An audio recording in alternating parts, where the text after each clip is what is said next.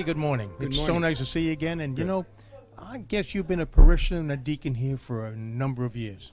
Yep, well, a And- deacon for 27, but the parishioner probably for close to 35. 35. So how about sharing some of those fondest memories during that time? Okay. Well, there's so many of them, but we won't tie you up too long. First one would be probably First Communion, 2 grandchildren, and that was such a special honor. Another thought comes to mind, 2 weddings in the family. I've done other weddings, but 2 weddings in the family. My son in New York with a very good friend of mine who was a priest in New York.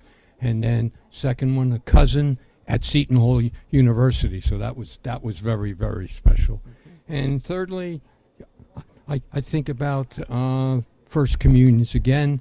My grandson, that was a good memory, especially since, unfortunately, I got to throw a little sadness in there. He passed on when he was very young, but I had the blessing of being able to give him First Communion. Nice So, memory. yeah, thank you. Do Yes. you have a special message for the parishioners of this parish? Oh, I sure do. At least it's mine.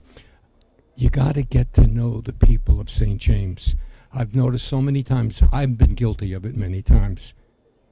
We come in, we go to Mass, and then we rush out of here. Get to know the people, especially those that are sitting next to you. Talk to them. You may get a pleasant surprise. They may have something in common with you.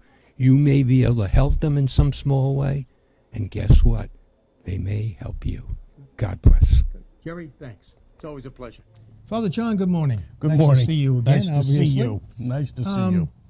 You know, you go way back here. You've been a weekend assistant at St. James for 25 plus years now? Well, since '98, and I've missed a couple of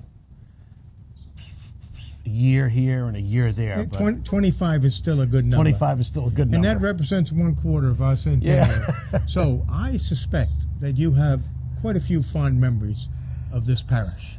I do. Would you share them with us?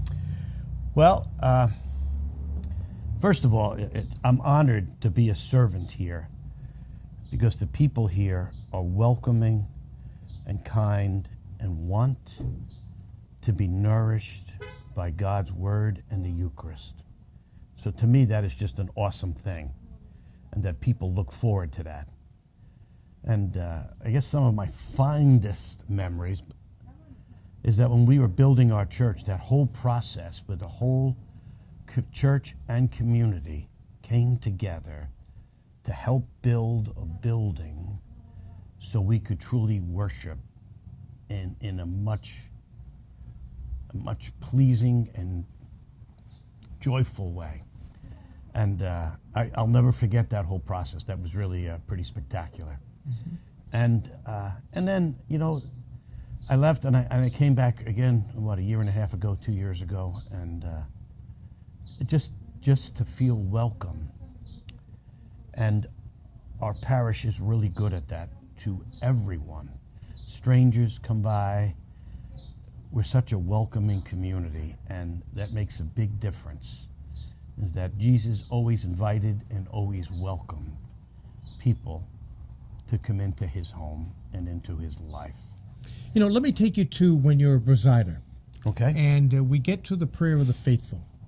And at just before it ends, you always say, pray for courage. I do. What do you mean by that?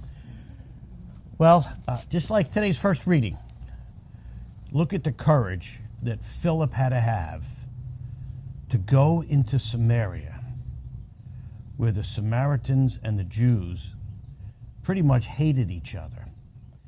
And after being scattered from persecution, he goes into unfriendly territory to proclaim who Jesus Christ is and what he does. I think a lot of people in our world have lost a sense of courage. They're afraid to stand out and speak about who Christ is and the beauty and gifts of the church. And they're worried about, I may offend them. But meanwhile, we don't worry about offending Christ. And we don't worry about, like, oh, we're watering down our faith. We need people to stand up and proclaim who we are and not be afraid. Too many people are afraid to express their love for Jesus Christ and the church because we get attacked on by all sides, and we need to have courage to stand strong and be faithful to the mission of the church, which was given to us by Jesus Christ.